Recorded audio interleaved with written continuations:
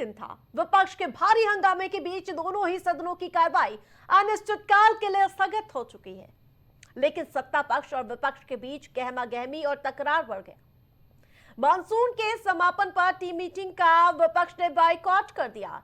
इसे लेकर पीएम मोदी ने राहुल गांधी पर निशाना साधा है। पीएम मोदी ने कहा कि राहुल गांधी शायद युवा नेताओं से घबरा गए हैं। बताते चले कि हर सत्र के समापन के बीच स्पीकर सभी दलों के फ्लोर लीडर्स के साथ चाय पर बैठक कर औपचारिक धन्यवाद करते हैं, लेकिन आज मानसून सत्र के समापन पर हुई बैठक में विपक्ष से कोई भी नेता बैठक में नहीं पहुंचा। लोकसभा स्पीकर ही नहीं, पीएम मोदी ने भी चाय पार्टी के बॉयकॉट को लेकर विपक्ष के रवैये पर निराशा जताई है। वहीं लोकसभा स्पीकर ओम बिरला ने कहा है कि मानसून सत्र के दौरान सिर्फ 37 घंटे ही चर्चा हो सकी, जिसमें लोकसभा में 12 विधेयक पारित हुए और 55 सवालों के ही मौखिक जवाब दिए गए। इसके बाद लोकसभा की कार्रवाई अनिश्चितकाल के लिए स्थगित कर दी गई।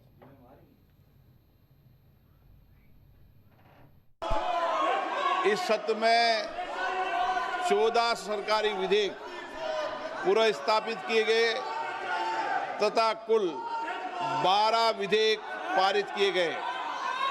दिनांक 28 और 29 जुलाई को ऑपरेशन सिंदूर पर विशेष चर्चा हुई, जिसका समापन माननीय प्रधानमंत्री जी के उत्तर के साथ हुआ। विशेष रूप से इस सत्र में जिस भाषा का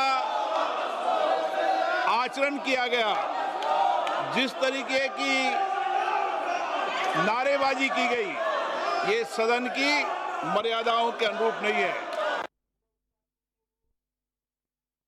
जमकर विवाद हुआ, एक के बाद एक विवाद गहराता हुआ नजर आया और विवाद इतना गहरा गया कि विपक्ष ने टीम मीटिंग का ही बहिष्कार कर दिया है।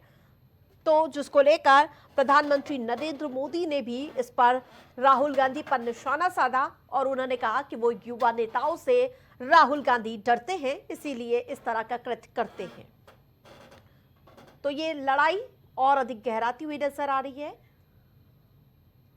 बताते चले, अनिश्चितकाल के लिए सत्र स्थगित कर दिया गया है और आज टीम मीटिंग होनी थी, जिस पर सभी एक साथ बैठते हैं, चर्चा करते हैं, लेकिन विपक्षी दलों ने इस बैठक का, टीम मीटिंग का विरोध किया, बहिष्कार किया और साथ ही आपको बताते चले, जिसको लेकर अब भारतीय जनता पार्टी विपक्षी दलों पर हमलावर नजर आ रही। खुद प्रधानमंत्री नरेंद्र मोदी ने राहुल गांधी पर सीधा निशाना साधा है। तो संसद अनिश्चितकाल के लिए स्थगित हो गई है, लेकिन विवाद की जो लकीर है वो और अधिक गहराती हुई नजर आ रही है। बिहार में चुनाव है, विपक्ष इस मुद्दे को बिहार चुनाव तक खींचने का प्रयास कर रहा है, तो वहीं विपक्षी दलों के निशाने पर लगातार चुनाव आयोग, भारतीय जनता पार्टी आती हुई नजर आ रही है।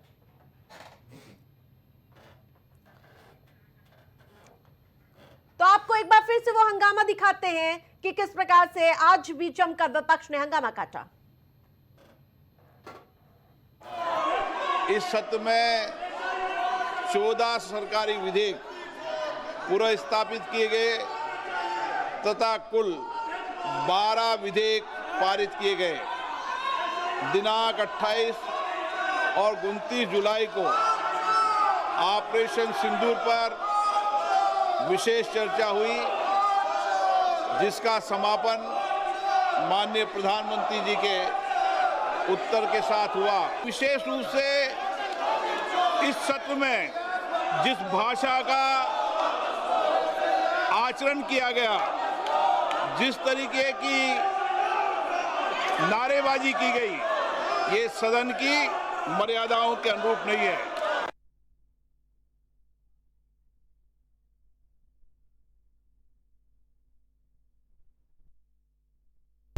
गई टीम मीटिंग का भी बहिष्कार कर दिया गया। तो हमारे साथ पैनलिस्ट की मौजूदगी है। भारतीय जनता पार्टी से श्याम सलोनी जी हमारे साथ जुड़ चुके हैं और इसके अलावा कांग्रेस पार्टी से हमारे साथ उज्जवल जी जुड़ चुके हैं। उज्जवल जी, आपका ही पहले रुक करूंगी, विपक्ष का हर बार वॉकआउट या बॉयकॉट का रास्ता क्यों चुनता है?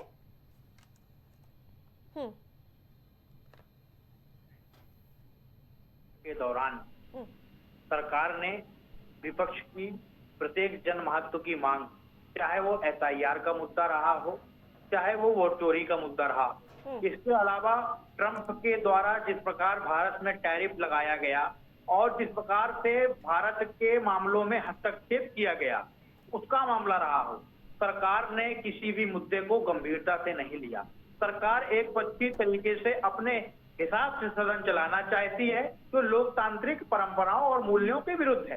इस मतभेद को लेकर के हम सरकार से बार बार मांग करते रहे और सदन में अपने अधिकार का प्रयोग करते हुए प्रदर्शन करते रहे और सदन से वॉकआउट होना, मीटिंग से वॉकआउट होना और सरकार से असहमति रखना, ये लोकतंत्र की विशेषताएं हैं। यदि सरकार और माननीय प्रधानमंत्री इसकी निंदा करते हैं तो कहीं ना कहीं इनको अभी लोकतंत्र की अपरिपक्वता, ये लोकतंत्र की अपरिपक्वता से भी परिपक्वता से परिचित नहीं है। ये कहीं ना कहीं राजनीतिक रूप से अपरिपक्व लोग हैं, यदि लोकतंत्र की इन विशेषताओं को नहीं समझते हैं। बिल्कुल श्याम सलोनी जी, अगर सब कुछ सही चल रहा है तो हर सत्र में विपक्ष इतना असंतुष्ट क्यों नजर आता है?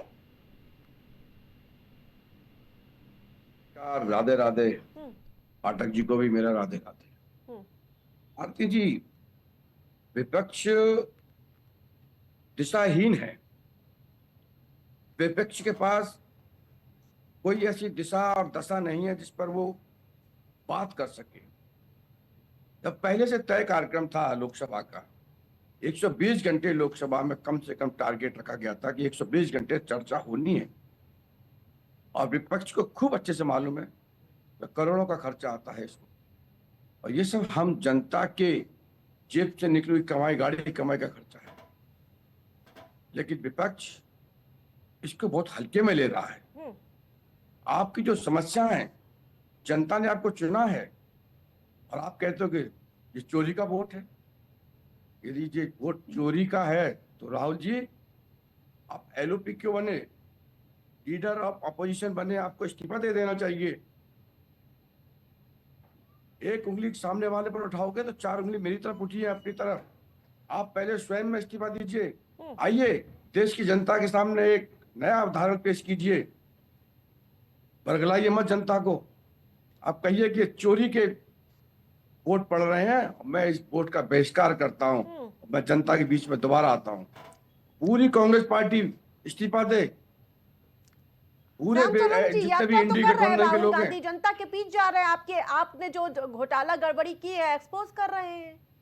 आरती जी नहीं, आरती जी आप समझ देखिए, आप एक बड़ी पत्रकार हैं, आप सब भाषा को समझ सकते। मैं क्या बोल रहा हूँ, क्या कहना चाहता हूँ, आप अच्छे से समझती हैं।